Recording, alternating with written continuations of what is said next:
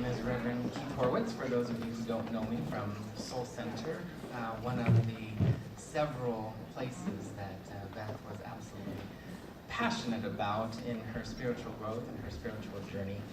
I would like to welcome you here this morning as you're all taking your seats. We can just do one thing and just make sure that all of our cell phones are in silence or airplane mode for the duration of the service. That would be nice.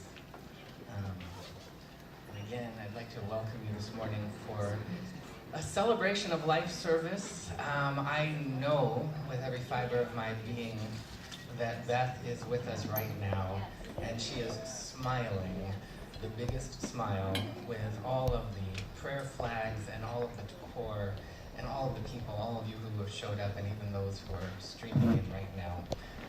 I know that she is absolutely happy about what is going on, and as it always is for those of us who are on this side of the veil, it's that bittersweet time where we come together to celebrate somebody, and we know in our teachings, and we know, as Beth absolutely knew for all of those years, that she was in deep study in her spiritual path, in her spiritual awakening, that life is eternal, that it is one grand adventure to the next.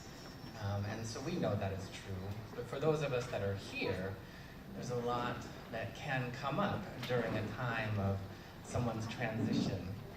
We know she is good, and then there are emotions that come up. So it is, as many of us know, a bittersweet time.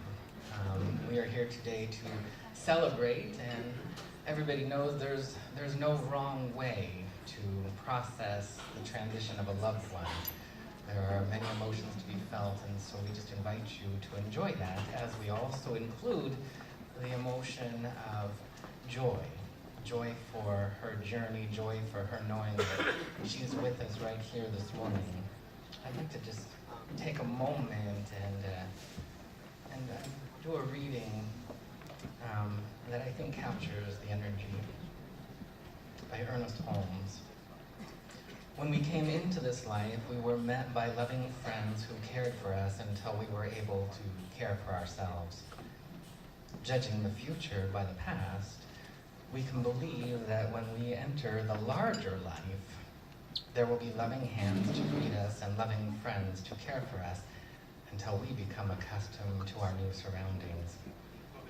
Nature provides for herself there as well as here. We confidently expect to meet friends who are on the other side and to know and to be known. We cannot believe otherwise. We should not look forward to a hereafter without activity, but to a place where our work will be done in greater harmony with the divine. A place where we will have a greater understanding with the divine. And so we prepare not to die, but to live. The thought of death should slip from our consciousness altogether, and when this great event of the soul takes place, it should be beautiful, sublime, and a glorious experience. As the eagle, freed from its cage, soars to its native heights, so the soul, freed from the home of the heavy flesh, will rise and return to its Father's house. And so I know that this captures the tenet of how we know that Beth was one of those earth angels whose wings were already completely open right here in this world, in this life, and in the body she was using. But they're even more open and more wide now. As Rumi says, goodbyes are only for those who love with their eyes.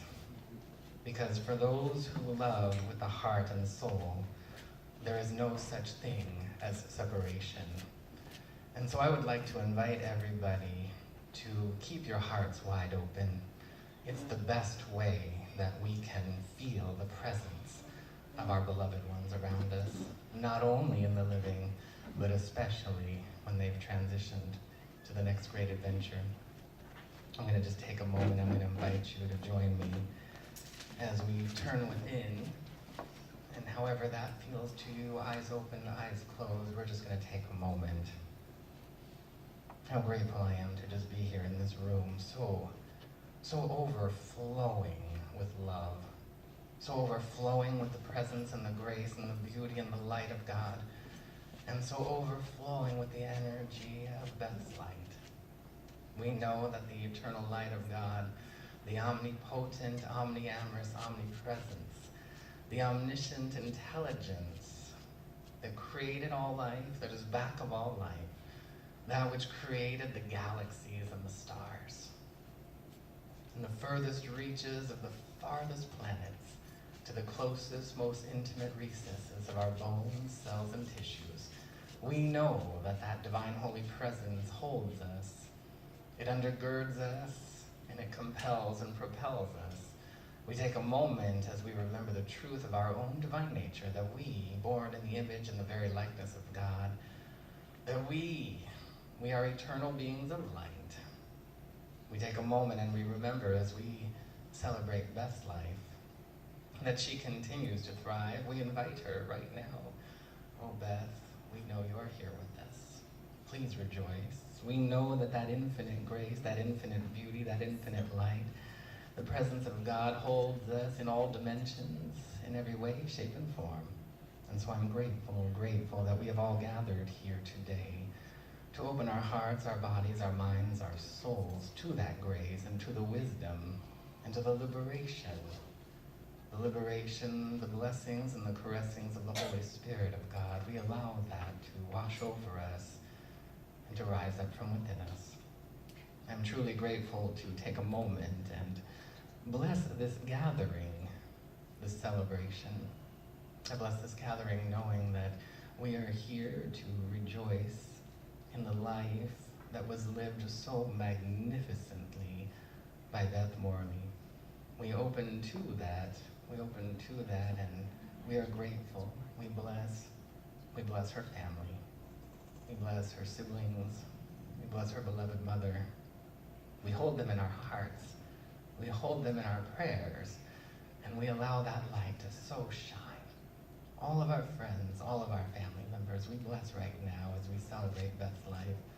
And I am truly grateful to know that each and every one of us has everything we need to feel, sense, commune, and bathe in this light. We allow the truth to set us free, and we allow that joy to express itself in this day as this beautiful music, as this beautiful celebration, that we may all feel that power and presence. And as I speak the prayer, as I speak the blessing, I know that something wonderful is taking place throughout all the veils of our emotions. We let that presence reveal itself. And it is from a place of faith and deep and abiding and devotional optimism that I speak the word, knowing it is active. And we simply agree to allow that grace to have its space to, through, and as us, as this service. And we simply and gratefully let it be by saying, and so it is. Amen. And as we continue with our hearts open, we're going to listen to another one of the... Oh, we're not? Oh, sorry. Hold on.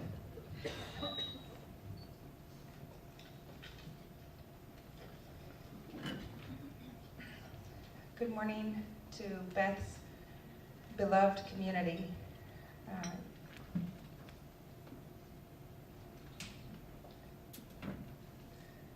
Each person here has known an angel in human form, and we are so honored to be here to celebrate all of our beloved Beth. Beth Sr., thank you for raising such a beautiful human. My name is Jessica Suselik. This is my mom, Patricia Griffith, and we welcome you to this incredible celebration of Beth. Thank you to each and every person who volunteered to make this happen. If you were one of the volunteers, would you please raise your hand? Thank you so much.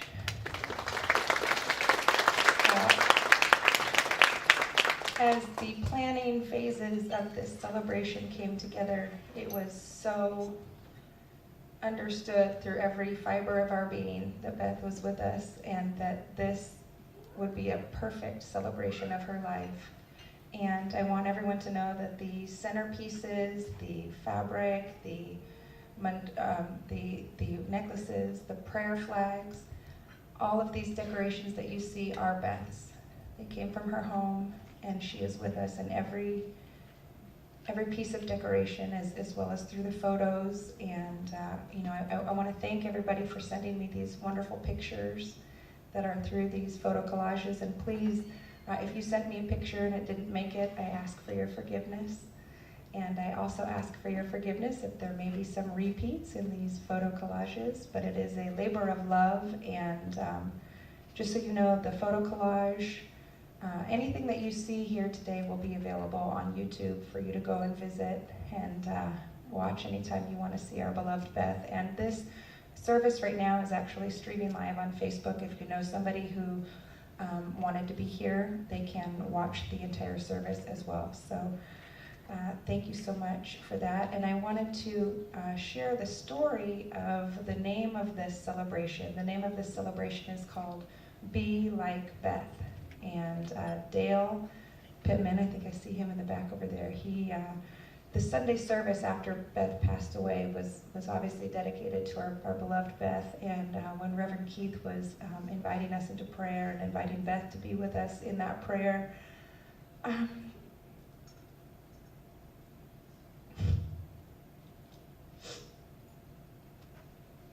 Dale came up to me after service and he was so excited. He said, "Oh my God, I have it. I have everything. We need posters, we need bumper stickers, we need t-shirts. Be like Beth." I said, "Live like Beth, love like Beth, serve like Beth, be like Beth."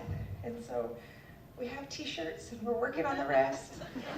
And today's service is just called Be Like Beth, as she inspired each and every one of us to love deeper. And so thank you for being with us as we do that. Thank you, honey. Welcome, everyone. We're happy to have you here. I know for me this morning, when I first woke up, I was like, I don't want this day to happen.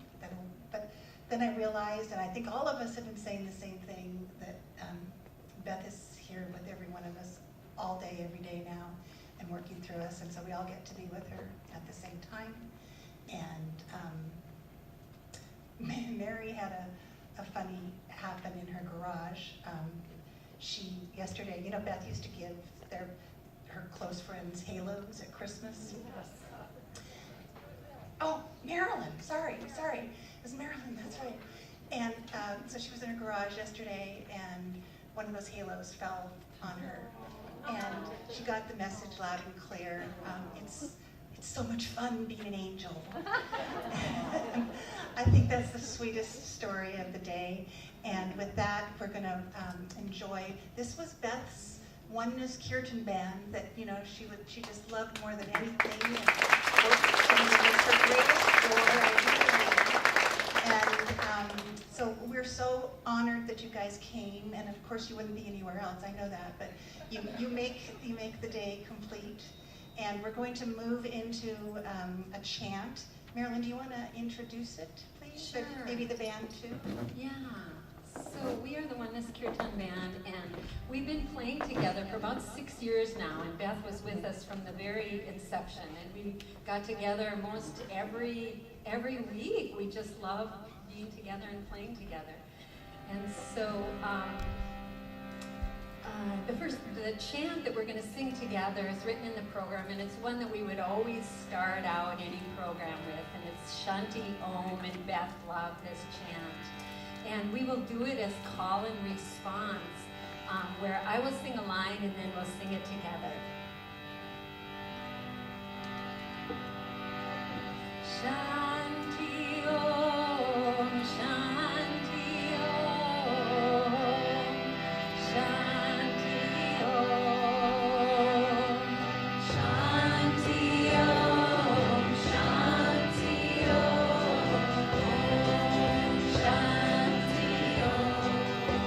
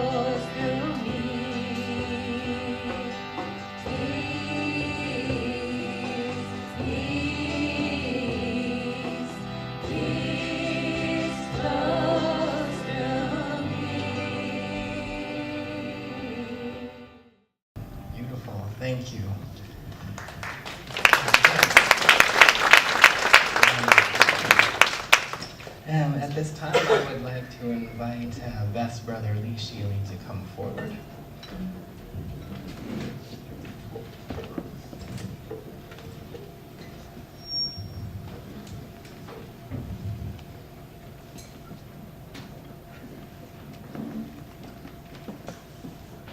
Thank you. Good morning, all. In addition to being Beth's oldest brother, I was her business partner for 25 years and accompanied her every step of the way as she struggled with her medical issues these past couple of years. On behalf of our family, thank you all for coming today for this celebration of the life of your friend and my baby sister, Beth Morley. I particularly want to thank Patricia, Jessica, and the Soul Center community for the beautiful job they've done organizing this celebration. Her spiritual community was a huge part of Beth's life and her heart. As you know, Beth's passing was sudden and unexpected. Friends held vigil in the hospital as family headed to Plains. My wife, Vicki, and I were with her. There in the hospital, our son Matt immediately drove down from his work in LA to join us. And Katie Gibson, Beth's dearest friend of 50 years, managed to jet down and had time to hold Beth's hand, comfort her, and say her goodbyes.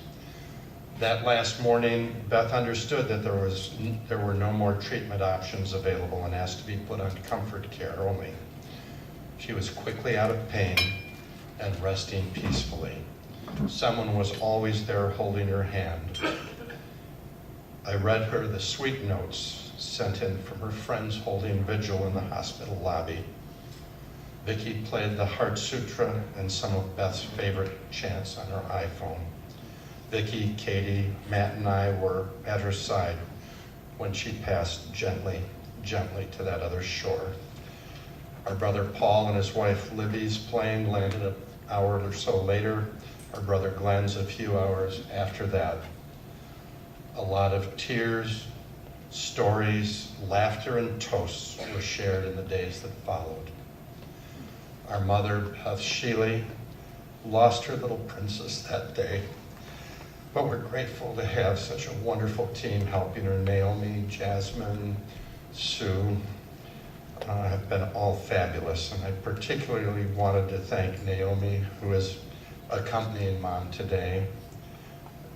She has been providing tender, sweet care and stepping up to take over a lot of the tasks that Beth had been handling. Beth's beloved goddaughter McKenna, her mother Katie, who you'll hear from later, and their family, any of whom are here today, were Beth's extended family. Beth spent a lot of happy times with you all. Beth was a vibrant member of many different families and communities, a lot of whom are here today. They filled her life with joy and let her touch many hearts. She was always there for her families, and today is our chance to thank her for the many ways she brightened our lives. Beth could be an annoying perfectionist at times. But it was hard to get mad about it because she was always willing to do the work, and she made things happen. Whatever she worked on, she made better. She worked hard to make other people's lives better, and in countless ways, she succeeded. Thank you, Beth, for bringing so much of that same old boring love into our lives. We'll try to pass it forward. Thank you, and I think you're going to have a video from our baby brother, Paul, Dr. Paul Sheely.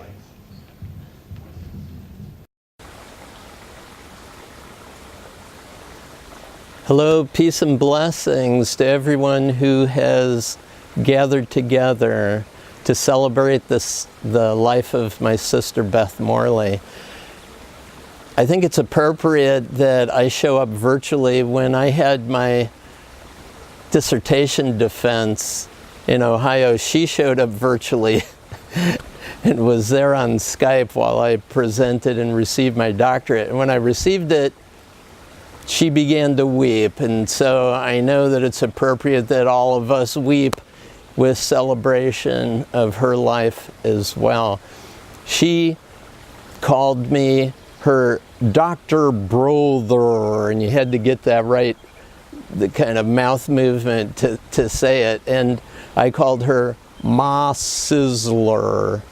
She was a unique spirit, absolutely. And the thing that I loved most about her is her ability to celebrate anything about life that was going on. If you've had any experience with her at a party, you know she loved planning them, she loved putting them on, and she even loved cleaning it up. She treated each individual as a unique human being and really knew them, stood with them, listened to them, and appreciated them for who they are. My 3 boys absolutely love their Auntie Beth. All-time favorite auntie ever. And if you had any kind of experience with her, you know exactly what I'm talking about. As an employer, as a businesswoman, she was fierce, and she was also fiercely loyal. If someone gave her their loyalty, she stood by them with loyalty as well. She also loved to celebrate with business. Now, we'll all admit that the last few years of her life were a little bit tough with the slow decline of our father into dementia and the care of my mother and father. It was a big burden for her to carry. And with the decline of her business, we came to see that the stress of all of that was really getting to her. At some point, she developed a persistent cough, and the doctor said to her, "You know, Beth, that cough's not going to go away as long as you're smoking." And after all the years, the decades that she smoked, she said, "Okay." And she quit at that moment.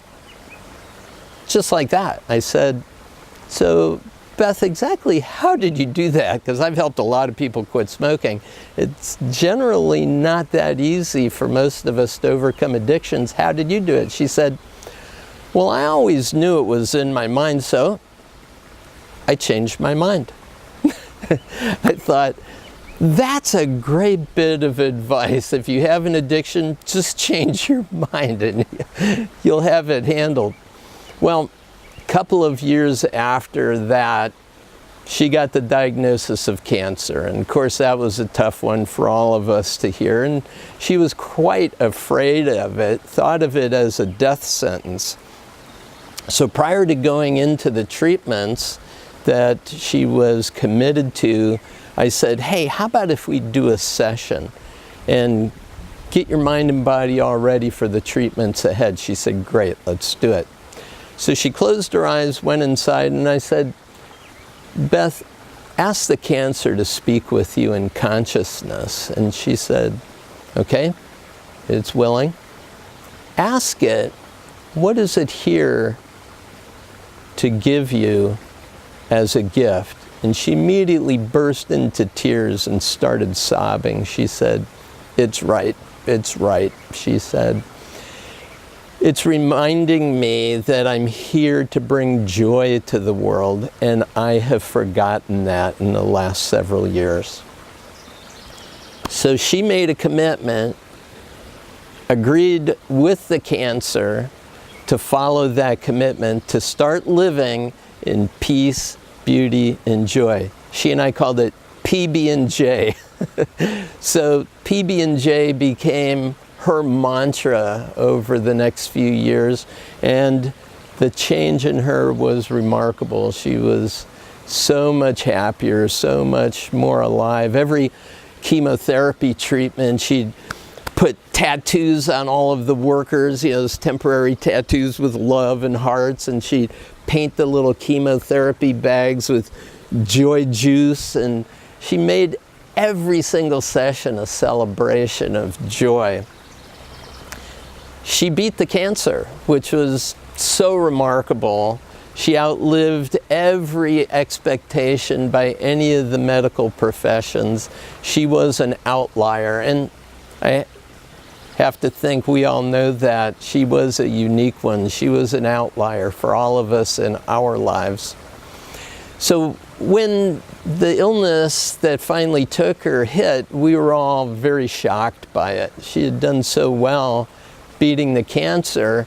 And, you know, the Saturday before she passed on a Wednesday, the Saturday before she passed, she flatlined.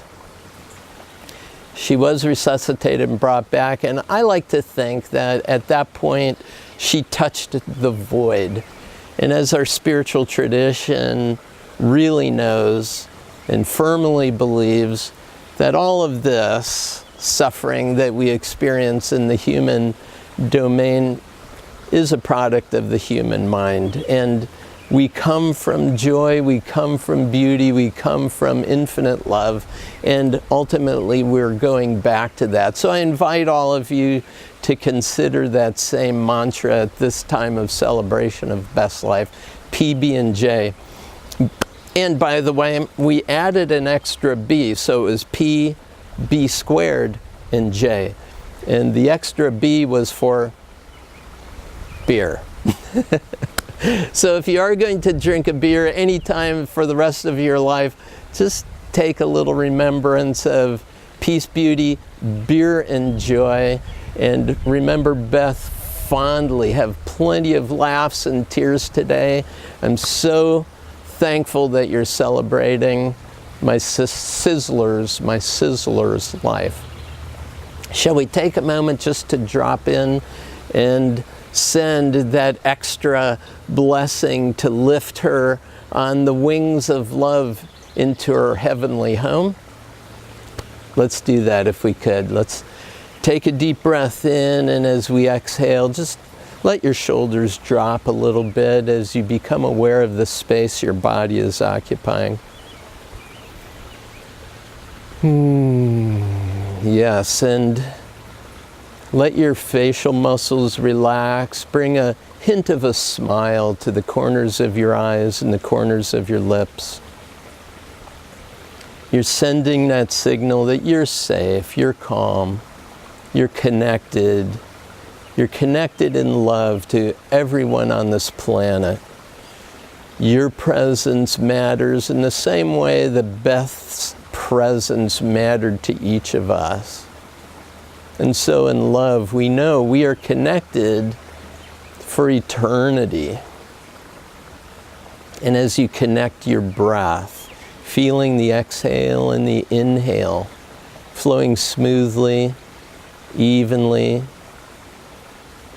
deeply, we recognize that as above, so below. We're connected to the heavens here in our human experience. And as within, so without. We live congruently with peace, beauty, and joy, and we know that our love illuminates the world. And we send this love in our remembrance of Beth for the purpose of lifting her immortal soul into the heavenly realm, seeing her reunited with the expansiveness of the infinite, calling it good and very good. Knowing that it is, we let it be and simply say, and so it is. And with that, I say, beautiful day to you. Thank you so much for letting me be a part of your celebration. Peace and blessings. This is not my voice. It belongs to spirit. This is not my body. It is a home for God's breath. And I will not question faith again.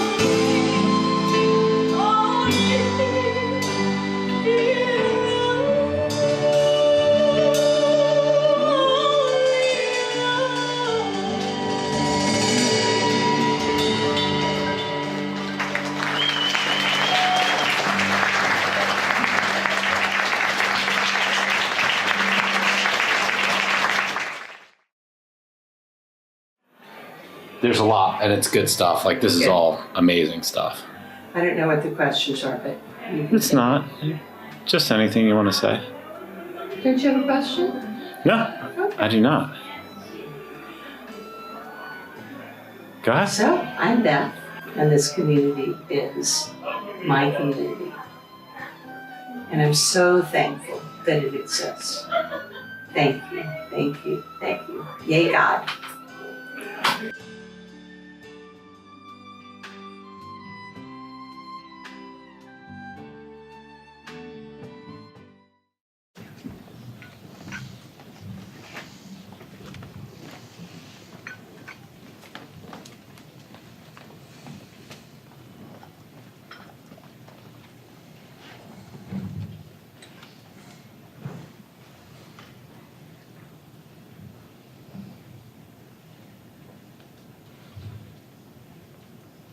I'm stumped. Because you really can't say in so many words what the value of anybody's life is. And then when there are people that stand out due to their strength of conviction, but also for Beth, the strength of her humanness. I've never heard her called Saint Beth. I would never say she was pious. I don't think there's been any church named after her or any holy book that she wrote. Thank God. She's one of us.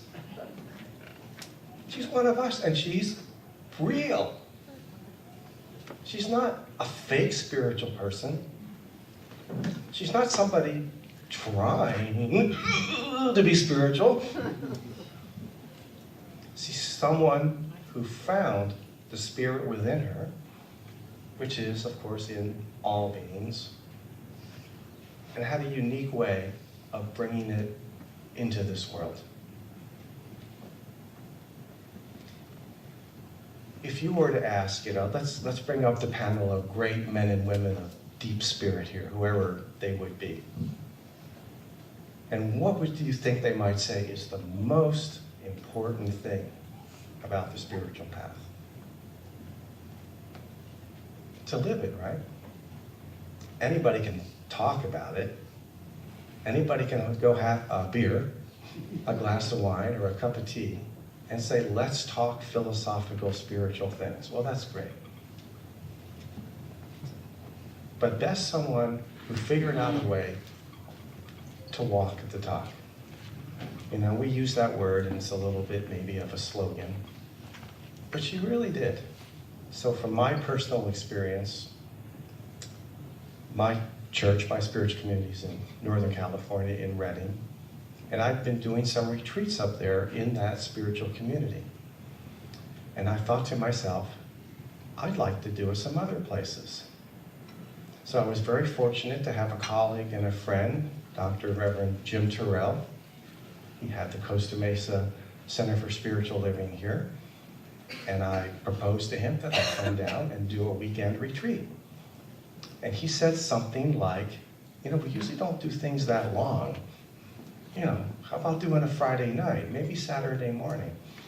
And I said, well, Jim, it's up to you, but I need the whole weekend. And one of his, thoughts was, and he shared, that's a lot of logistics. Because not only is there making the space into something that's very conducive, we're going to feed everybody. We're going to feed everybody Friday night, Saturday morning, Saturday afternoon, Saturday evening, Saturday morning, and then we're going to have church. We're going to take our retreat space, completely change it into a church setting so everybody can come to church. Then we're going to completely change it back to the retreat, and then we're going to have lunch. Who are we going to get to do this? Who would ever be able to pull this off? Maybe a committee. Well, you know how committees go. No, Beth Morley. So we never figured out how many years, but for sure we're on safe ground for over 30 years. Wow. Beth has organized and produced retreats. And not only here, you may not know this, she has a little slogan, ashrams to go. She did retreats at the Visalia Church every other year, 15 years or so. And then it evolved that I did retreats in places like Georgia. Who do you think they called to find out how to do it? Beth was the consultant on every retreat I ever did to that spiritual community because she had it down, she had it nailed. And not because you might say she has a recipe list of easy to fix meals, because she was Beth. Because she led people, because she knew how to do what they say in Eastern spiritual traditions, seva, selfless service that's offered to God. Selfless service that's offered to other people. Selfless service as prayer and meditation in action. That doesn't mean you have to be mumbling a prayer as you serve the lasagna. It does mean that you're very centered. So here's a true story. In over 30 years, in multiple times, Beth never, ever, not even once or even close, did any drama. At least around me. I can't say that about any other place I've ever been. People they struggle because I say lunch is at 12, but it doesn't happen till 1.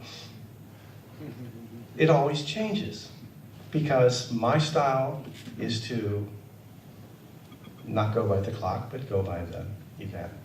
And Beth, I honor you so much. You let me do anything I want. Anytime I want it. With such a gracious heart, and with joy, and with love. And she actually created a whole group of people that would say, one of the reasons I come back to these retreats over and over is I want to be in the kitchen. It reminds me of what I could do in my life. I can prepare food for my family with this kind of love. I can drive my car. Because we always told people, if you're doing this retreat, you have to drive at the speed limit or less, at least for the weekend.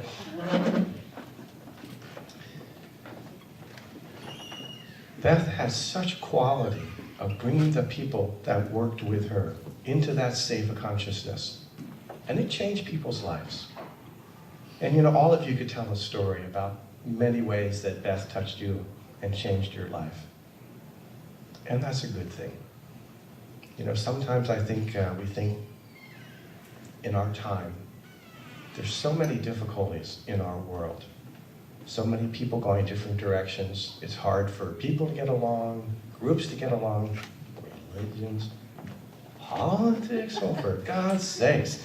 What the hell are we doing as human beings? I mean, what are we doing? Well, that's a good question. I don't know what we're doing, but I do know what to do. And you heard it in the very beginning. Be like Beth. Whatever way she touched you, with her kindness, with her joy, with her being authentically spiritual by being authentically human, without a show, you can do that. You can do that, and it may not be easy.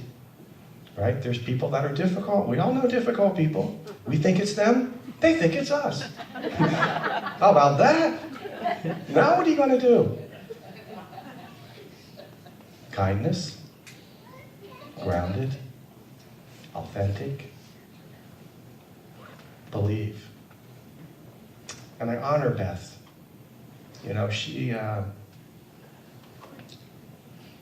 She was very kind to me.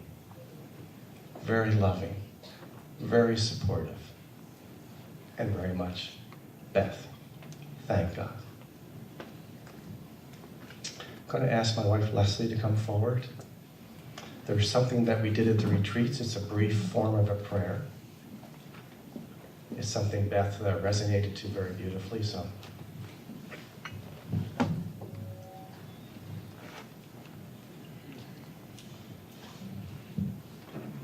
this is a Sanskrit prayer,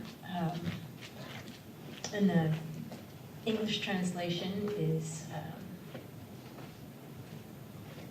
this is perfection, that is perfection. When perfection is removed, perfection remains.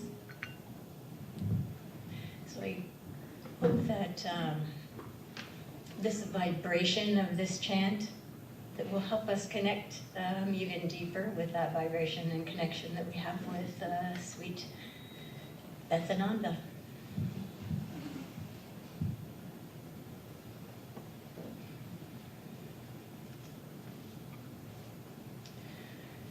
Om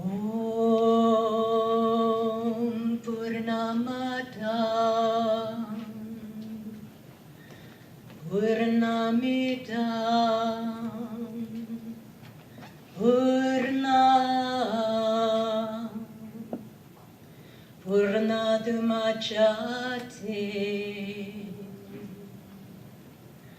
Purnasya Purnamadahya Purnameva Vashishate Om Shanti Shanti Shanti. Peace, peace, peace.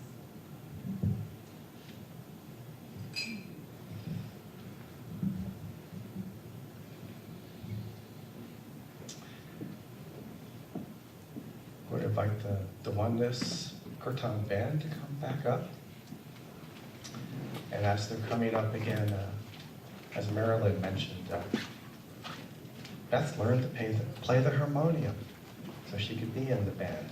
And we were able to share. Same thing, which was, yay, God. So she had a way of simplifying things and getting it right to the heart. And as Reverend Golden was saying about that, her, about this seva, the selfless service, the idea of kirtan is that you're just giving yourself and singing to God, and this is one of her very, very favorite things as well. Oh, I just want to say, because there's a part where we sing together and the words are written, and it is Rupam Dehi. Let's say together, Rupam Dehi, Jayam Dehi, Jayam Dehi, Yasho Dehi, Yasho Dehi, Dwisho Dehi, Dwisho Dehi. And this means it's kind of demanding, come be with me now. Let me experience you. Let me experience this divineness in myself, in everything. Om Namah Chandikaya. Om Namah Chandikaya. Om Namah Chandikaya. Jayanti Mangala Kali Bhadrakali Kapalini Durga Shama Shiva Datri Swaha Swatha Namostute.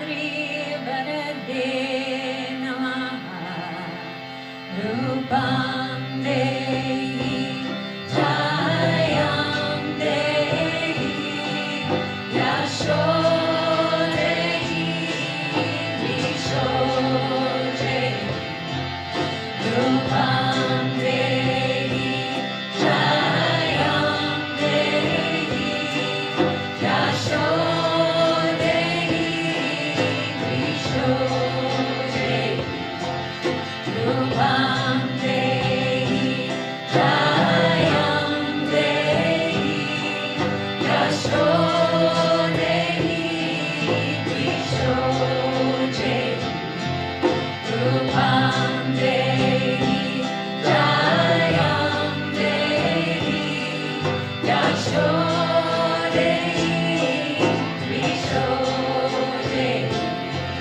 Rupam Dehi Yasho. I want you to show me Rupam Dehi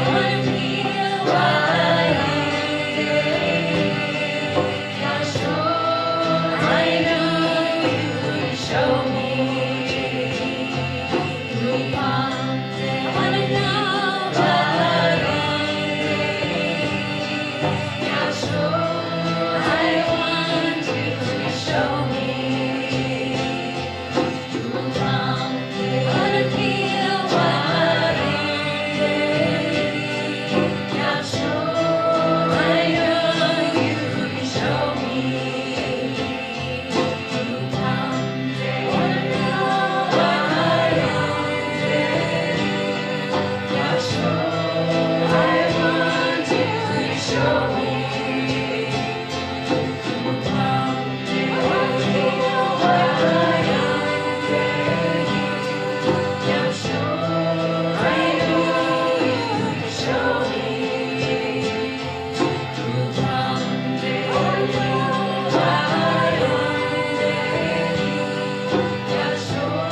Yasho. I want you to show me Rupam Dehi. I wanna feel what Yasho. I want you to show me Rupam Dehi Jayam Dehi Yasho Dehi Visho Dehi Rupam Dehi Jayam Dehi Yasho Dehi Visho Dehi Rupam Dehi Jayam Dehi Yasho Dehi Visho Dehi Rupam Dehi Jayam Dehi Yasho Dehi Visho Dehi.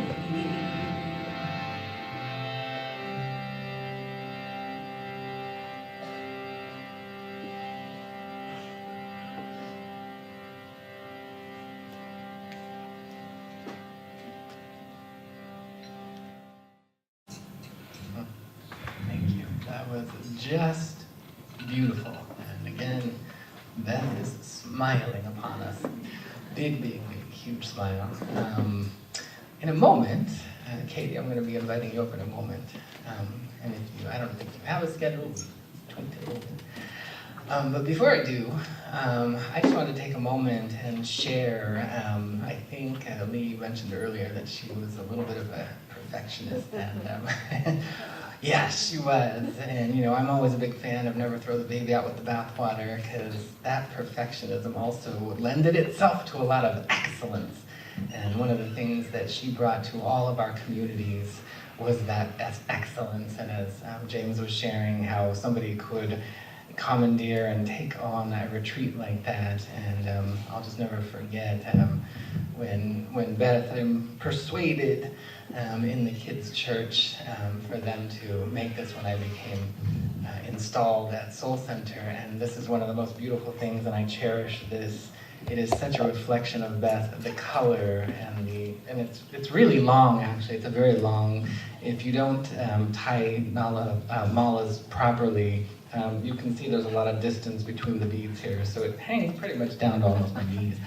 But I do love and cherish it, and I just remember at all of our events, we had a time where we were doing our Halloween, not a Halloween service, but it was the Halloween season, and we were going to do some trick-or-treating out in the parking lot, and I was just blown away when she opened it. It was called, you would trick-or-treat to car trunks, and that's how she had it set up, and she opened up her car trunk, and it was like Disneyland haunted house in there. It was so amazing, and you could go up into get the candy for the kids and everything. It was really exceptional. It was excellent, and I just love and adore that about her. And I know that everybody has probably experienced that excellence and that perfection from Beth, because she was brimming over with that. So we definitely love that, and her dedication to Seva was just beyond. We're going to use that, just be forewarned. You be like Beth and Seva, we're going to hold you to it, because it is one of the most powerful, most beautiful experiences that you can have in the human realm. And she definitely lived that and demonstrated it so powerfully. So we're grateful for that. And with that, Katie, I'm going to invite you to come on forward here. One of her best friends, if not the best friend in the entire world, is going to come up and speak. And I'm so grateful that you're here, Katie.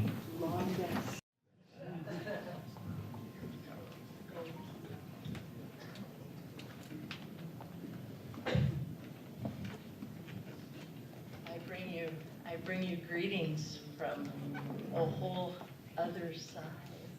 Connected though, part of Beth's life, but from the north primarily. So,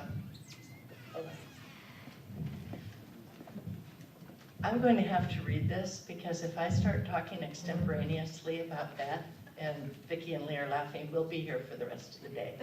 So be a little patient, but here we go. So, once upon a time, 47 years ago, there were two extremely young women living in a magical kingdom by the sea, now known as Silicon Valley. One was named Katie, me, the other Beth, our Beth. We became each other's closest and eventually oldest friends. Beth was my touchstone, and we always gave each other unconditional love. I'm aware that I'm having a bit of an existential crisis these days, beginning to conceive of a temporal world without Beth. For one thing, I'm currently calling everyone in my life Beth. Females, males, everyone but our dog Beth. Oh, I mean Jake. It's a sign of how omnipresent she is, either in my consciousness or in the ether around me. We met at work, the first of almost 10 years of jobs and companies we shared. We were together daily, sharing office space, lunches, drinks, frequently dinner after work, plus playtime on weekends. I was watchful at first, being from a family of boys. The idea of having a really close girlfriend was new to me. But, and we shall all say this as a chorus, everyone loved Beth. Quick, smart, and hysterically funny. She often led with a silent film star's physical humor, a female Buster Keaton or Charlie Chaplin. We totally got each other. We finished each other's sentences, and most importantly, could really make each other laugh all the time. I eventually learned she was a compassionate empath who lived her word and was so good to so many. In a microcosmic, private, but oh so impactful way. I was hooked. We followed each other from job to job. We traded apartments and houses. We moved each other frequently with vitamin M, Miller's, and falafels, graduating to margaritas and enchiladas. In her 20s, Beth began her life as a seeker. She looked for the big questions and bigger answers in many places. I sometimes went along. Buddhist empowerments were fine. I drew the line at firewalking. She eventually found community and a study of the profound in the Church of Religious Science. She was finding her home. Some of my certainties were more secular. For example, my husband Drew and I held a firm belief that any situation you applied Beth to was automatically became better. We included her as family in everything. For many of our joyous occasions, Beth was there. Crises, all I had to do was raise my eyes and she would appear. We became each other's repository of memories, tears, and so much laughter. We had our own little world. We'd laugh and say because we were never roommates or married to each other, it allowed our relationship to be pretty much perfect. I think we were often each other's vacation and safe place. Katie Beth code speak began, much of which apparently entered her vernacular. She was Pooh, I was Big Mac or Mac. Our secrets were in the vault. If we were troubled or needed to talk, we were calling from the corner of Moosehead and Esplanade, the corner she called me from late the night before she married, in tears wondering if she was doing the right thing. Playing earring was code for Beth having to go into one too many shops and being forced again to try on forms of adornment. No, we're not playing earring again. I suggested she channel an imaginary interior decorator, Bruce, in order to facilitate critiquing and helping with friends and families' environs without Beth personally giving offense. I was her Bruce. Her favorite prayer, Yay God, was actually inspired by her beloved 3-year-old goddaughter Kenna's uninhibited shout out at our church in Hawaii after rousing Thanksgiving Day prayers of thanks. Kenna's here, by the way, with us today. So Beth gave the original big thumbs up to my husband, Drew. She was my parents' favorite daughter, which was how she would announce herself on all phone calls to them. Hi, it's your favorite daughter calling. She went on every single Disney trip with my 3 brothers' families. To this day, my nieces and nephews think there's a Beth ride at Disneyland. She's godmother and Auntie Beth to our daughter Kenna, and they had the most adoring mutual admiration society for always. Fed by such gifts as Beth turning her entire upstairs into an immersive Halloween weekend sleepover environment for Kenna and a friend. Beth was remarkably uninhibited and essentially fearless. Thus there were capers. Many, of course, are deep in the vault.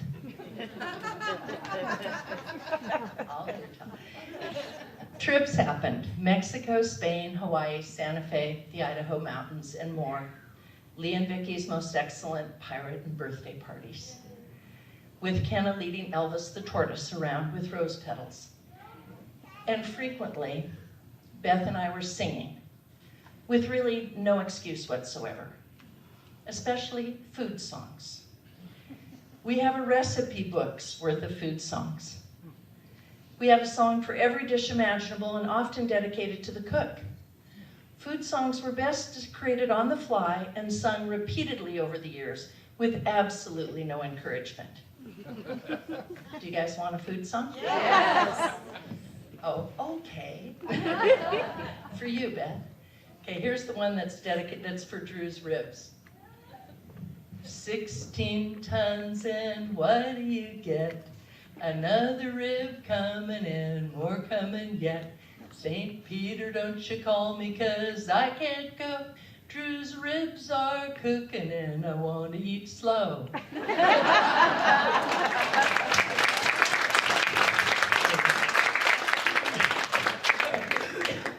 The almost constant, utter amusing of each other continued always and onward, even after her cancer diagnosis. in some fairly harrowing circumstances and occasionally to the surprise of others. I remember we made a conscious decision early on that our shared laughter was a big part of who we were, and we were not going to let the cancer take that away too. So we kept on laughing. We also had the hard talks and the crying times, and the laying on the bed exhausted, holding hand times. Because Beth managed to keep on and with great effort continue the loves of her life, I could try that too. One of her newer great loves was her harmonium playing in your kirtan band. I frequently screwed up and called it curtain, for which Beth always gave me a certain amount of guano. Another one of her more fondest recent wishful thinkings was that very shortly after her cancer treatment finished, she and her harmonium would pack up and go to Oregon with the Goldens. And then soon after, we would rent a house in Bali, and all her loved ones would over time come visit her there. She had plans. They included all of you, her veritable sea of friends. Soul Center had become her spiritual home and home to her youth ministry. You know, teaching kids that same old boring love was one of her absolute joys. But more than anything, Beth so loved her family. Her dad, Evan, and her precious mom, Beth, her best beloved, her best friend. Her brothers and their wives, Lee and Vicky, Paul and Libby, Glenn and Carol. All her nieces and nephews, me, Kenna, Drew, and our loved ones. The family she was born with and the family she chose. All of you, all of us, and God. So I admit it, I'm feeling selfish. I just wanted more Beth. But also I know how incredibly lucky I am to have had this extraordinary relationship and for so long and on so many levels. So I already think of her and mostly smile. It helps that I feel her here and her love all the time. For the last 2 years, Beth wanted to go to Bali. She's made it now. She's in her paradise. With God and her loved ones gone ahead, our Beth is everywhere. In everyone, she's here right now. Long live our glorious Bethy. And when you think of her, please laugh and sing. The more often, the sillier, and the more joyously, the better.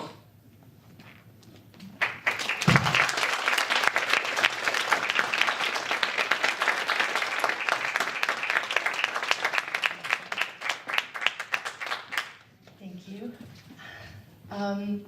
We have my daughter, McKenna, Beth's goddaughter, Kenna, has a few words for us too.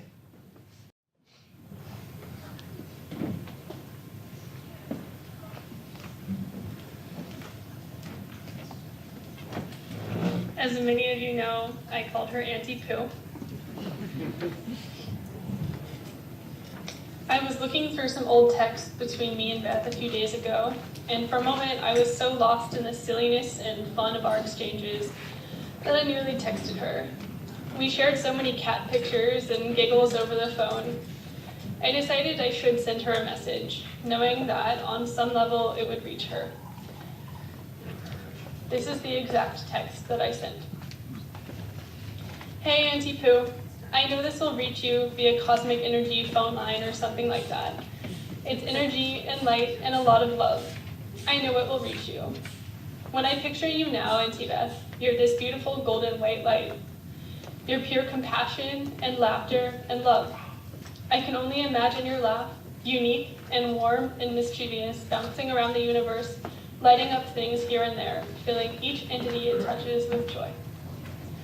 I wish I could hug you again and hold your hands. Your hands were very strong and kind and full of silly surprises for me.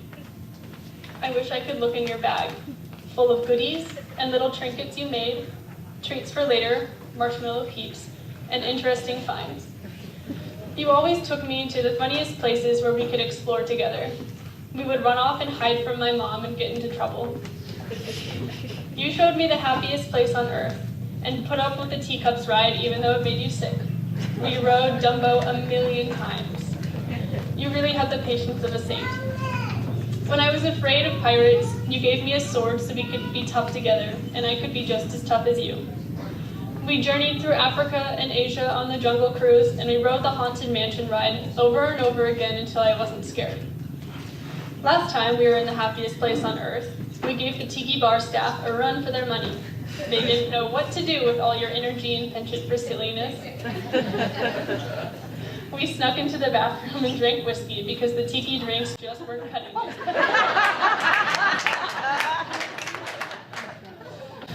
My home is decorated with your spirit and your finds, Auntie Co. All the crazy crafts you made and odds and ends that made you think of me are here. Of course, I also have a cabinet full of marshmallow peeps.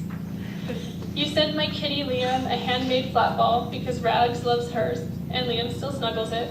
You sent my puppy Jake a piggy, and he carries it around the house proudly. You insisted he have a pig for Lunar New Year. He loved you so much. I'm going to Disneyland in your honor. I'm going to ride all your favorite rides, and don't worry, I've mastered the Auntie Pooh's strategic Disney walk, but I'll never be as good as you.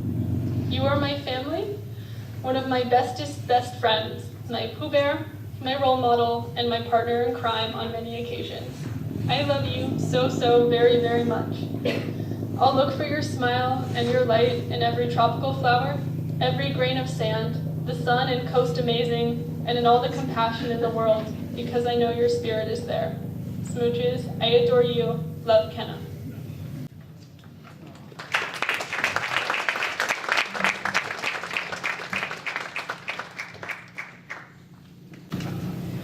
This next music video that we're about to show is Angel Travis singing her song, Only in Love, that was a dedication to Beth the Sunday after she passed away. This was our theme song of the Sunday service because everything Beth did was only in love, as we've heard today. And you will see the pictures that we've chosen and the videos of Beth with the backdrop of the lyrics will show her exquisite dedication to service and to children and to each community that she touched. She was a delight and an angel, and as I said before, everyone here, this is her community, and this is her dedication to her love to every community, but mostly the kids. This is not my voice, it belongs to spirit. This is not my body, it is a home for God's breath, and I will not question faith again.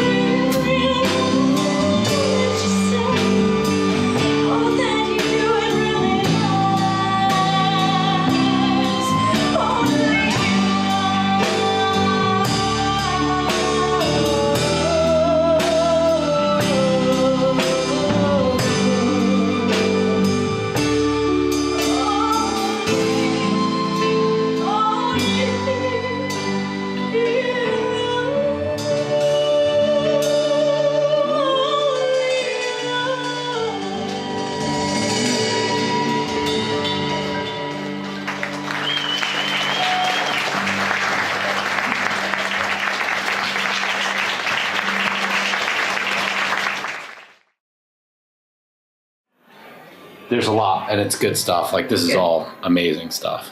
I don't know what the questions are, but you can It's say not. Just anything you want to say. Don't you have a question? No, I do not. Go ahead. So, I'm Beth, and this community is my community. And I'm so thankful that it exists. Thank you, thank you, thank you. Yay, God.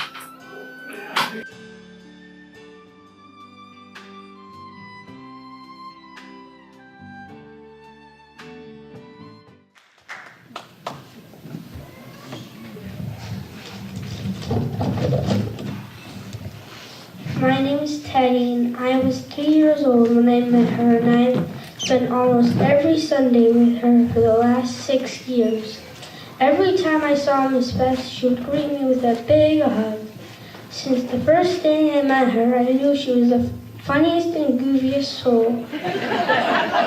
Each day I saw her, she would greet me with a "Hello, goofball." She would always uplift kids and be really fun. My favorite memory of Miss Beth is when I first met her, and she was very kind. The most important thing I learned from Miss Beth is when she taught me that God's everywhere and everything, even in trash. I will miss her forever, but I am so grateful to have known her for most of my life.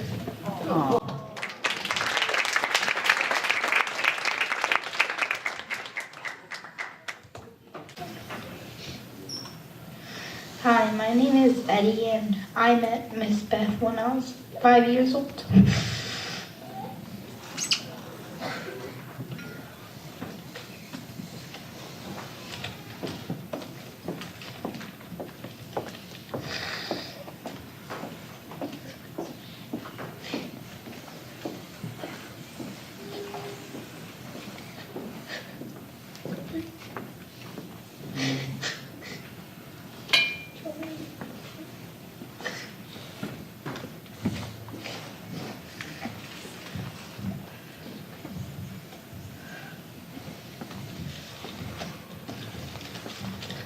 My name is Eddie, and I met Miss Beth when I was 5, and I have spent almost every Sunday with her since then, including many brunches at our favorite restaurant, Zoe's. My favorite thing about Miss Beth is that she is very funny and enthusiastic about everything. It was hard when I heard the news that Miss Beth had passed away. I wish she could still be here with us, even just that last Sunday. It was my brother's birthday when she passed away, and I wish she could just say happy birthday, my brother. She would have teased him and embarrassed him.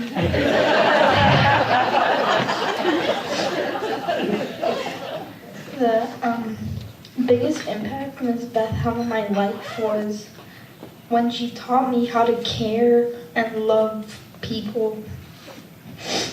My favorite memory of Miss Beth was when we would play on the Corona Del Mar play structure, which is our old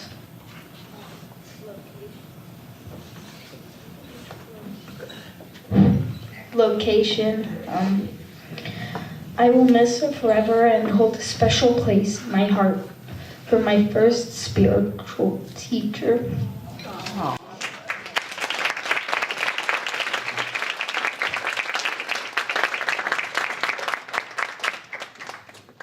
It's just so clear that Miss Beth touched so many children's lives, and McKenna, thank you so much for sharing your experience with her as your best friend. And I think, it might have started with you, and you might have been the one that inspired all of her dedication to each and every child she encountered. And with that being said, we want to announce of the dedication of the Soul Center Beth Morley Enlightened Kids Village.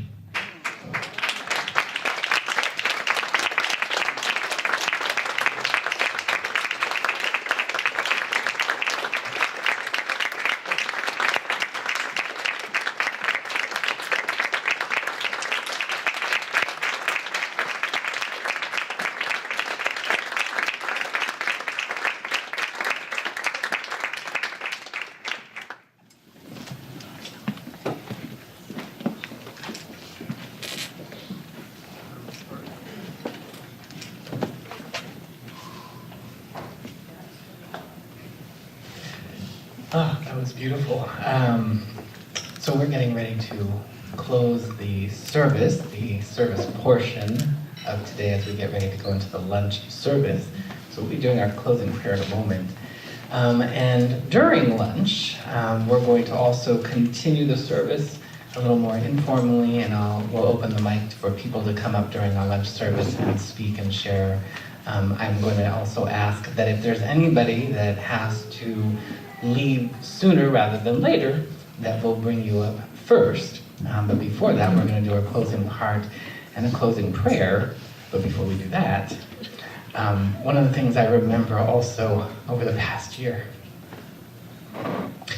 Beth came to me and she was sharing a little bit about her mother, Beth. And the thing I noticed the most was she was sharing about all the special times she spends with you. And the love that was radiating from Beth for you made my heart sing. She absolutely, a lot of it was in words, and a lot of it was beyond words. And I just wanted to share with you, Mother Beth, that your beloved Beth absolutely loved you to the furthest galaxy and back again and back out again and back again. And I just want to take a moment and extend as we do at Soul Center, we do a thing where we just, it may seem weird for some people, but we just extend our heart and our prayers through our hands. We're just going to do a small blessing for you, Mother Beth, because we love you too. If you'll just join me as we extend our heart, our prayers, our love to our beloved Mother Beth and her beloved daughter Beth. And we know that that love, that bond is eternal. It never, ever could ever be broken or void. It is only enhanced and grows even more right now. For the love of God that a mother and a daughter share is so profound and so magnificent. We take a moment and we bestow the blessings upon you from her through us. We know that we are all together in this. There's no separation. We're all together, and I can feel her. I can feel her love, and I can feel her love for you. And so we bless you in that beautiful shroud of light and love, and we only ask that you simply accept it. And we just hold that in our hearts and in our prayers. We bless you, and we love you, and we give thanks for you. And so it is. So it is. And it is from this place that we are going into our closing prayer to conclude the service, and then we will go into our lunch service. So once again, we just take a moment to turn within. We take a moment and we open our hearts, our bodies, our minds, our souls, even more we open them to the holy light of the omnipresence of God. That omniamorous magnificence that flows and glows itself in all the spaces and places of the furthest reaches of the farthest galaxies, in all of the dimensions, in all of the incarnations. God is, love is, grace is, beauty is. It is dynamic beyond the surface mind's wildest dreams. It is love and bliss and nirvana beyond our wildest dreams. We open to that. We allow ourselves to gently to open to the great remembering of knowing that not only is that presence everywhere, but it is coded and loaded within our beingness, within our bones, our tissues, our cells, our heart and soul. There's a divine spark within us that never experiences separation. It only experiences that holy light. And on the path of spiritual evolution, our job is to fully and wholly open to that even more. This is the journey of wholeness. This is the journey of spiritual expansion. To feel that light in our everyday lives. And as so exemplified by the holy path of Beth Morley in this lifetime, as she brought forward and was a living example, the living, breathing breath and voice and heart of God, we open to that. We choose to remember her and remember this day, and to remember that holy light as it continues to flow and glow and bless and caress every space and place of our lives. We know that there is that holy connection, heart to heart, soul to soul, And so I'm grateful. I'm grateful what has come forward today. Today, as we just scratched the tip of the iceberg of how magnificent a soul is, and that beautiful soul that is Beth, we celebrate her. We take a moment and remember that as divine emanations of the Most High, it is our responsibility to bless. As we follow in the footsteps to be like Beth, love like Beth, we bless like Beth. We bless everything and everyone, and so I'm grateful to know that we have all said yes to receiving the blessings and to continue to expand them. I'm grateful to know that we have all said yes to a greater and grander experience of this life and its blessings because of our beloved Beth. And it is from this place of gratitude and thanksgiving, knowing that she is thriving, that her wings are wide open, that her heart is filled overflowing with love, that she is completely engulfed in that holy light even more than ever before. We rejoice in that, and we allow that to matriculate through our physical, emotional, and mental bodies. And we ground that light, we ground the love, and we allow it to be tangible in our bones, in our cells, in our emotions, in our minds. Truly grateful for that, everything that has come together today for this service as a celebration, as God, as Beth. And we simply allow that celebration to continue even more, even now. We accept it and we let it be. And so it is. Amen. This officially concludes the service. The lunch service is going to begin, and as I mentioned, if there is anybody that would like to come up and share any special stories or memories about Beth, I invite you to come on up. The microphone will be here for you to take. The green light will be on, and enjoy the rest of your lunch. She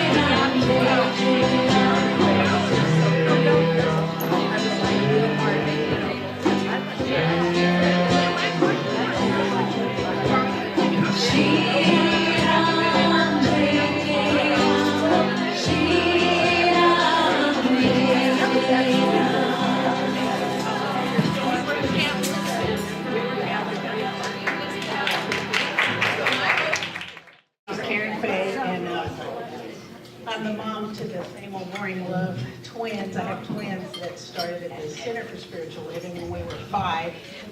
Celebrated their birthday yesterday. They're 15, rolling their eyes, you know. And that story started when I picked up my kiddo from Sunday school. And Beth is a teacher, you know, and they talk close. Oh, wow. Okay. And so when I picked them up, I'd say, well, what did y'all talk about today, you know? And of course, Beth would teach those, you know, the 7 verities of God: peace, beauty, love, joy, you know, truth, light. And all they wanted to do was power, you know, because they're little kids, they're power boys, 5-year-old boys. And when I went in to get them that one day, oh my gosh, I said, so what's up? And Connor, one of my kids that plays the guitar, and he's going to be, you know, making my hair gray. He just rolled his eyes, goes, same old boring love. You know, he rolled his eyes. You know, a little 5-year-old. And so when I heard the little boy share over there, I was like, wow, you know, and that was 10 years ago, I think, or 11. And then this morning, you know, even though they rolled their eyes at me, they hear it, they heard the message. Mysteriously, this card appeared by my shoes, and for Mother's Day, my mom's going through pancreatic cancer in Texas, and the first person I called was Beth, and she texted me all these things to do, and you know, she used her journey through cancer to help me, and she used the same old boring, you know, same old boring miracles, same old boring, everything was SOB help. So I'm going to start a foundation with my friend Carol, the Same Old Boring Love Foundation, and we'll get back to you on that. But this morning when I was getting my shoes, I was putting my shoes on because I was out of town last weekend with my own mom, you know, in Texas, and there was this card next to my shoes, and I'm like, and it's Happy Mother's Day, Mom, from one of those same old boring love teenagers, and it says, Happy Mother's Day to my greatest teacher, my best friend, and my cheapest therapist. I know what love is. It's because of you. What? A 15-year-old does that, and then he put, I love you so much. You're a pot of gold at the end of my rainbow. Love, Jordan. That's the other twin. But he put a heart, and I was just like, wow, thank you, Beth. That was her message to me. And then the other thing, there was a little heart-shaped petals.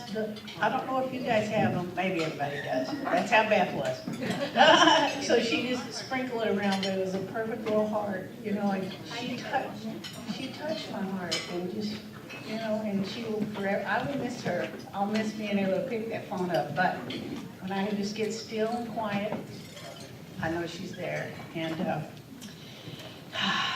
yep, thank you. That's all I got.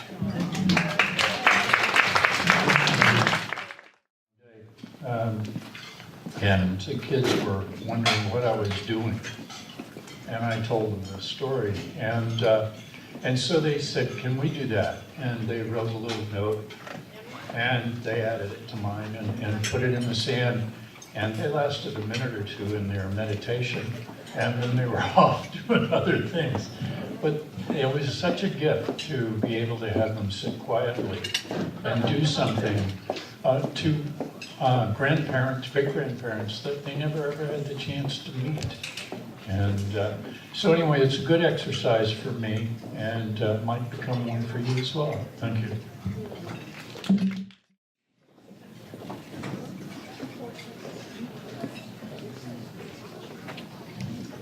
Hi, everybody. I'm Steve Guy, and my wife Christine and my daughter Julia are over there. And we're very glad to be here. We've known Beth for about over 25 years. And she's Annie Beth to Julia. She adopted our family. My parents used to come to church, and she'd welcome them to the center. She participated in Julia's, in a big way, in Julia's high school graduation. Pretty much, that attic at work where all the party stuff, parties to go. We robbed that for the graduation party, and she was part of my parents' 60th anniversary. We would always get together and just have a great time. I'm kind of debating on if she would want me to share the last gift she gave. Well, I don't want to be too sentimental, and she was a great gift giver though. She just knew exactly what to give, when to give it, and it always gave me perfect gifts. But it's kind of personal, but I think she would want it. So I just happen to have it here. I have to wipe away a tear, but can't even get it out of my pocket.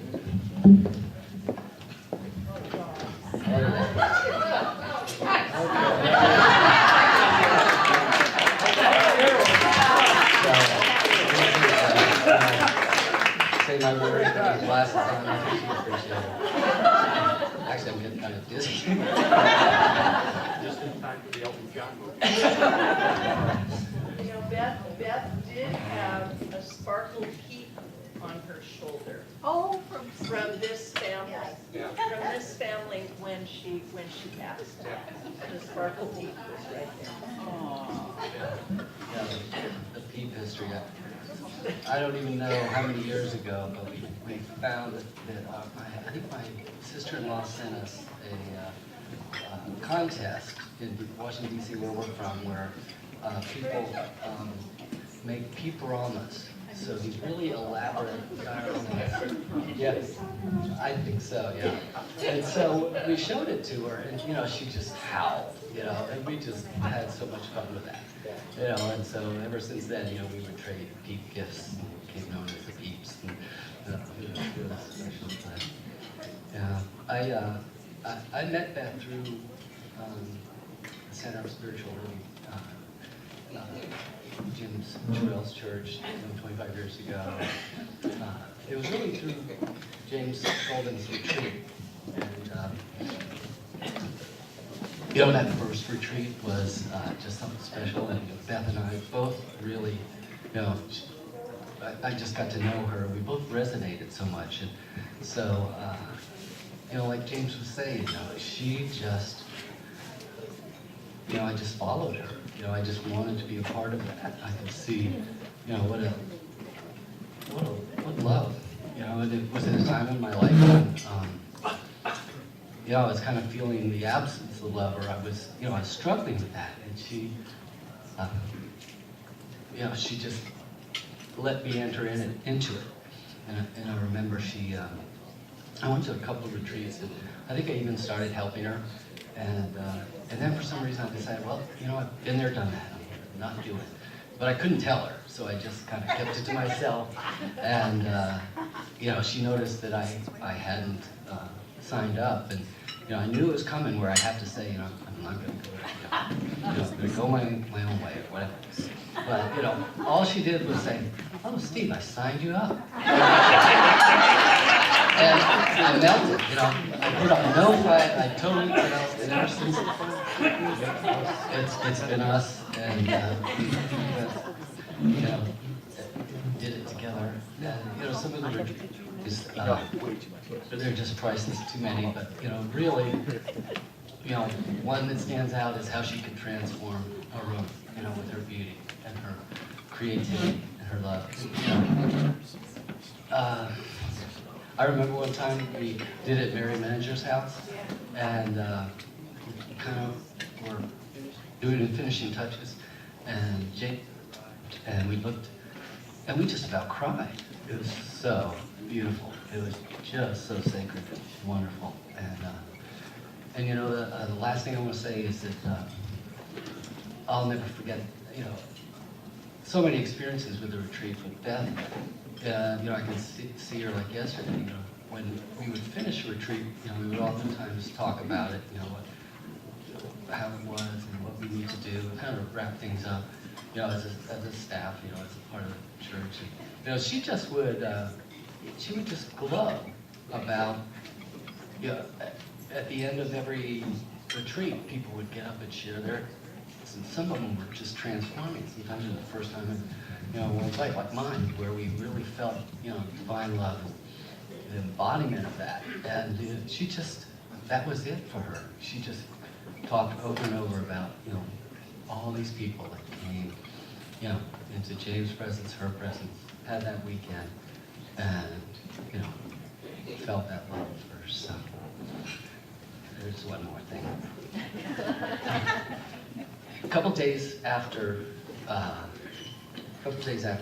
she passed, I got this kind of random meditation, and it was something like I had never seen before. I read about 2 sentences, and I said, "This is from Beth. It's of Beth, or it's from her." I just want to share it. The spiritual friendship. It's from an Irish priest and poet, John Donahue. And the term is called Anam Hara. It's a Gaelic term for soul love. Anam is the Gaelic word for soul, and Hara is for friend. With Anam Hara, you can share your whole self. This friendship is an act of recognition and belonging. You are joined in an eternal way with the friend of your soul. In everyone's life, there is a great need for a soul friend. You are understood as you are, without mask or pretension. The superficial lies and half-truths of social acquaintance fall away. You can be as you really are. Understanding dawns and you are understood. You are home. You feel free. This art of friendship discloses the special and sacred identity of the other person. The Anam-hara experience illuminates the mystery and kindness of the divine. The soul's friend is God's gift. Friendship is the nature of God. This perspective discloses the beautiful fulfillment of our immortal longing. In the embrace of the eternal friendship, we dare to be free. Consequently, love is anything but sentimental. In fact, it is the most real and creative form of human presence. Love is the threshold where divine and human presence ebb and flow. And here I heard this very clearly. All presence depends on consciousness. Where there is depth of awareness, there is reverence for presence. Where consciousness is dull, distant, or blind, the presence grows faint. And so awareness is one of the greatest gifts you can bring to your friendship. Pray for the grace of recognition. May you discover beside you the Anam Hara of your longing, whom your longing has always dreamed. And for us, may you rediscover that depth in friendship when you remember Beth.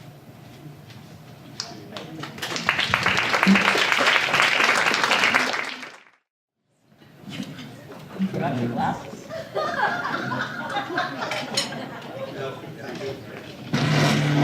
My name is Mary Hardison Clayton, and I have had the true blessing and honor to be one of Beth's soul friends for many, many years. And I met her at the lowest time of my life. It was 1986. I was a single mom unexpectedly, and trying to raise 3 kids and trying to make a living, having just been a stay-at-home mom, and I think Dairy Queen was my highest job before that, when I was young. Had a real estate license and really hadn't had the experience, and I all of a sudden had these 3 kids to support and be the major support. And so Psalm 1 class, and it's break time. And this comes to me so often. And we go out for the break, and we're sitting on the curb. Beth's having a cigarette, I'm drinking coffee. And so we're trying to get to know each other. We're about the same age, and we're both, and the church is new to her too, but it's newer to me. So anyway, she said, so why are you coming to class? And I said, I told her my sad story. And then she says, oh. And I said, and I'm so excited though, because I've been using these principles and connecting with that power within and using it to get out there and be courageous and make a living. And I've demonstrated X amount of dollars this year. I'd just done my taxes or something. And she looks at me and she goes, how many kids are you raising? I said, 3. She goes, I wouldn't even get out of bed for that amount of money. And so she told me the dollar amount that she would get out of bed for. And the very next year I made exactly that amount of money plus 9 cents. And I showed her, And we stayed in class. We were in Psalm class together for 4 years, and we repeated some. We did the ministerial one, but neither of us wanted to become a minister. And in the process of that, she really awakened my life to adventure. And I thought I was pretty courageous, but, I never left Babel Island very often. So she had bigger plans. And, when I told her that I had gotten a passport, where are we going? And all of a sudden we had this Machu Picchu plan going on. And so some of these pictures you saw was our trip to Machu Picchu. And hilariously, she really had to baby me along because I was more fearful than I ever thought I was. And so we get to Machu Picchu and we get off the airplane. Now she does research, R&D. She knew exactly where we were going, all the sites we needed to see, etc. And we had a spiritual guide that had been set up for us. And so we get there, we get off the plane, and there's all these people in Lima with guns and, more military men than I've ever seen in one spot in the airport. And I go, what are they here for? And, she just looks at me like, that's just what they do, And so she says, we just need to get, we'll get to the, where we're going, Machu Picchu. It's peaceful there, don't worry about it. So we spent our first night in Lima, and I couldn't sleep a wink. And I said, oh my God, and I hear this and that and other. She looks out the window. I don't see anybody, let's go to sleep, So anyway, so we fly into Cusco, and we get off the plane, and I have altitude sickness. And I was throwing up and diarrhea, and she goes, are we really gonna do this for the whole trip, And I said, well, I'm doing the best I can, so I'm eating this soup that's supposed to make, anyway, she goes to sleep through the sickness and everything. And in the middle of the night I go, and I've been in and out to where I really got delirious. I said, Beth, wake up, there's Jesus is up in the chandelier, And she says, oh, at least something good's come out of this. So anyway, there were many, many adventures, and the last one that we went on together is Landers, California. And, she was a trooper. She says, we were always planning our spiritual adventures, and she did what she could. And so overnight to Landers would work, and she's always wanted to go to the Integratron. Well, so have I. We've talked about it, and it's where you go, they have this gong bath, So anyway, so we get there, and she wants to drive. She's telling me she can only see out of one eye. I want to drive, okay? But we get there. That's true. And it was quite the experience, but the funny part about it was we get to this octagonal building, and it was originally built in the 40s to attract UFOs. Now, no matter where we went, there's always a UFO something going on, and neither of us were really into UFOs, but there's always something to do with it, and we would just laugh our heads off. Well, so it was originally built in 45 to attract UFOs, but now it's used as spiritual ceremonies. So we get there, and it's going to be the Kundalini yoga guys doing gongs, and the gongs are set up all over the room, and we see pictures of it. But we never realized that it was up a level. So, this is just in January, and we get in there, and it's not a staircase with a holder or anything, or the rail. It's a straight up, ladder where you got to crawl. And she looks at me, and I look, and she goes, I'm doing it. I said, okay, I'll get behind you, And I don't know what I would have done if she could have. Anyway, but she got up there, and so we're laying down, and all these mats, came from, there were 45 people, but some were from Europe and different parts of the world. She goes, boy, this must be a big deal, you know. And so we get ready and we lay down like you're supposed to, you know. And these guys start gonging. You know, this is going to go on for 2.5 hours, okay? So we were always in search of the spiritual experience. So, I mean, we're thinking, oh, this is really going to be something. And the gong vibrations are supposed to go through you, and it's a big healing thing, you know. So they start out, and they've got their turbans and shirts on and all this kind of thing. But I mean, halfway through, I mean, they're running around hitting all these gongs for 2.5 hours, and so pretty soon the shirts come off, and this one guy's like really buff and like, whoa, you know. And so all of a sudden I look over, and Beth's like, you know, we're supposed to be like either on our backs or you know like this, and she's like.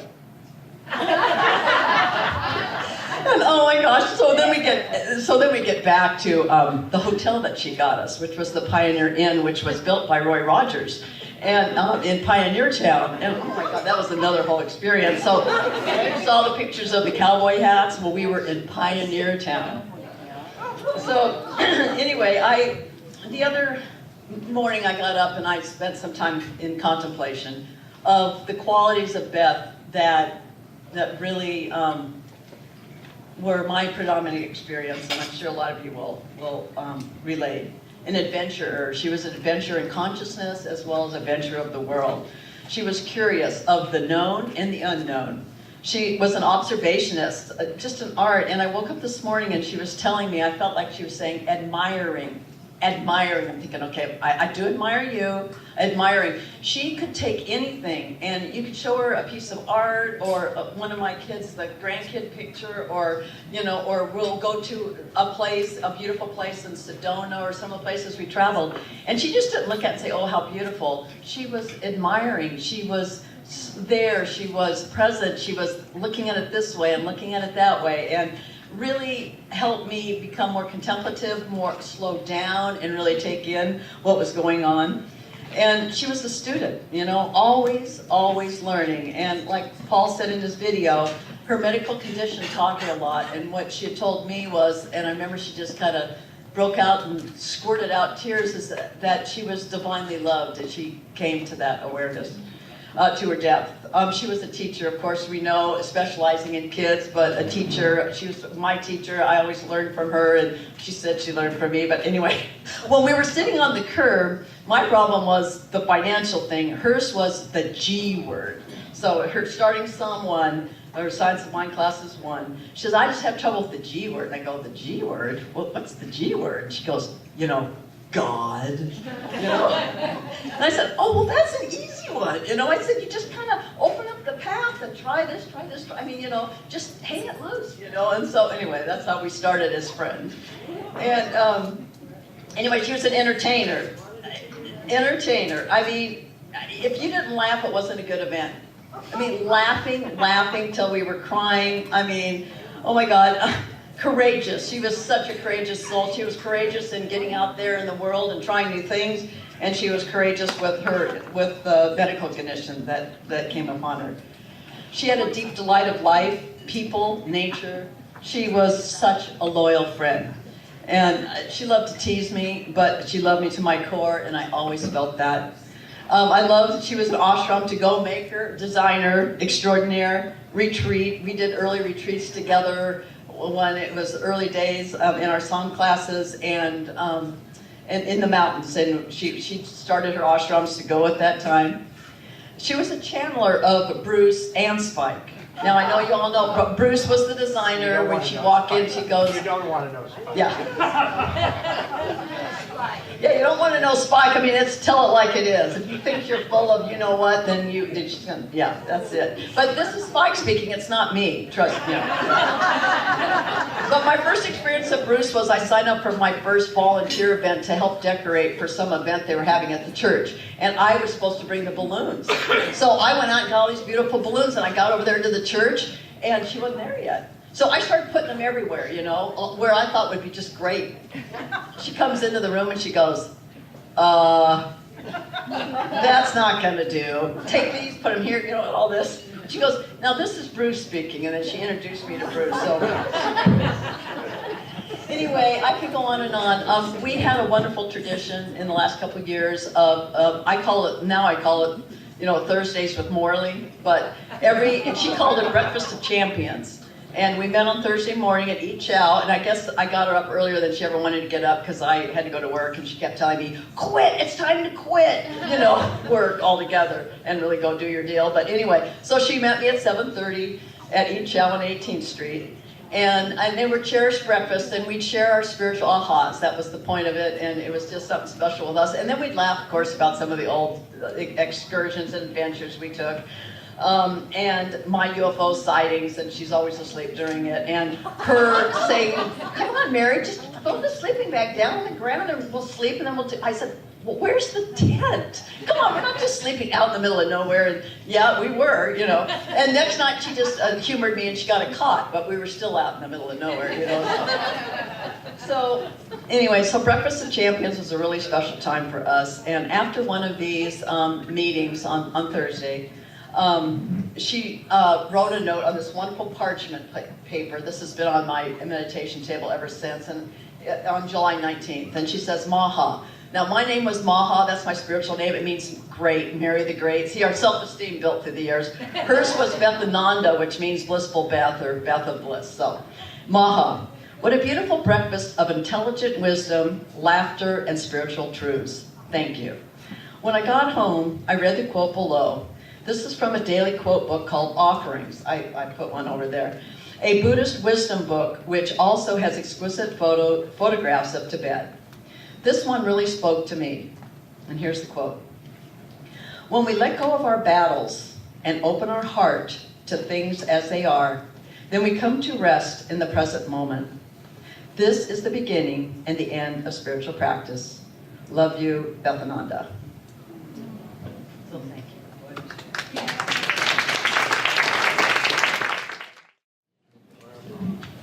You're a tough act to follow, sister. I'm Alicia Ashley, and first of all, I just really want to thank Patricia and Jessica and everybody who really put so much into this celebration today. It's just really, really beautiful. And I had the opportunity to meet Beth in 2005. I was in the throes of a horrible divorce, and I had a toddler, and I had pretty much accidentally ended up at the meditation retreat. So for those of you who haven't ever done the Bethananda Golden meditation retreat, it is a silent meditation retreat. Now, there are two people who you really wouldn't believe could do silence, and one of them is Beth, and one of them is me. And so this meditation retreat, Dr. Golden, really speaks about the journey of spirituality and the beauty of that, but we're really instructed, like literally not to talk. Like to sit at tables like we're doing here and not to talk to your neighbor. But we're also instructed to look deeply into their eyes. Like, how do you look deeply into somebody's eyes and not talk to them? And so, on the first one, I didn't really know how seriously to take this. And so I remember at the break when the food was just beautiful and everything was gorgeous. And I started talking to Beth. And, Beth's eyes light up and her face lights up. But she goes like this, really telling me that this really, we're really serious about this. And I'm thinking, how can you be serious about this? So it took me a few times to really get it. And those of you who we all know her clearly, is those moments were such sacred connectedness to look deeply into your fellow retreatants' eyes and spend the weekend in silence and depth. And so being in the throes of this, horrible divorce with a little one was really, really hard. And so Beth had a way of just sharing that love that we've all experienced, just to feel the warmth of her love just really had a transformative effect for me. And I'm really grateful that of the last probably 15, 12 or 15 that we've had, like I've attended all of them and tried to be her like right-hand person and like really take that on and learn what it is that really creates these magical retreats. And would love to really carry that tradition on if there's a way to go about that. So anyway, at some point, she had the opportunity to meet my son. And I think he was about 8 at that point. And, you know, just my son just completely embraced her and she completely embraced him. And I'm sitting there watching this happening. And it's like, well, what did she do that he's so crazy about her and opening his heart and telling her everything? And it's like, he doesn't do that with me. What is her magic, you know, awesome sauce? And it's just Beth, you know, it is her love. And so, you know, there's not much that my son would try to get off work for, but he did everything he could do to be here today. And his coffee shop barista job wouldn't let him off today. But, you know, teenagers and their money, you don't mess with that. So the fact that he wanted off was really, really big. And so, you know, as I continue to develop friendship with her, what I hear here is that I don't think there's anybody who knew Beth who didn't feel like she was your best friend. Like it feels like she was my best friend and your best friend. Like she just had a way to show that love and that goodness. And I'm reminded of that poem. It's a little too long to read today, but it's How Do You Live Your Dash? You know, and it's like, what do people really remember you for? And today has been so inspiring that so many people have been so touched by her. And it makes me like really step back and say, you know, how do I want to live my life so that as, you know, I look back on it and others look back on it, that I'm really proud. And I just want to close with one more thing. The seva that we talked about is that you would walk into the retreat and there would be like sheets that you could sign up to do your seva. And your seva is your sacred service. And so, you know, I'd always sign up for, you know, what I thought was the best shift because you could sign up for 7 a.m. Like nobody wanted to sign up for 7 a.m. So I signed up for what I thought was the best shift. And then I remember going into the kitchen at Mary's house and guess what my job was? My job was to mop the floor. Like, how can you tell me to mop the floor? I remember going, mop the floor. And I just thought, I'm supposed to be doing this sacred service, like mopping the floor. Beth made this whole mopping the floor thing seem like it was a gift to me, that I should be saying, thank you for letting me mop the floor. And believe it or not, that mopping the floor was a really transformational experience for me, just like Dr. Golden said. Like, you know, I went home and the next time I got to mop my floor, it was a whole different experience of mopping the floor. But it was like truly giving from my heart and soul. And I learned that at the retreats like nowhere else ever. So I'm so grateful to have shared Beth's life and to share this journey with each of you and just how we get to go on from here in her memory. So thank you.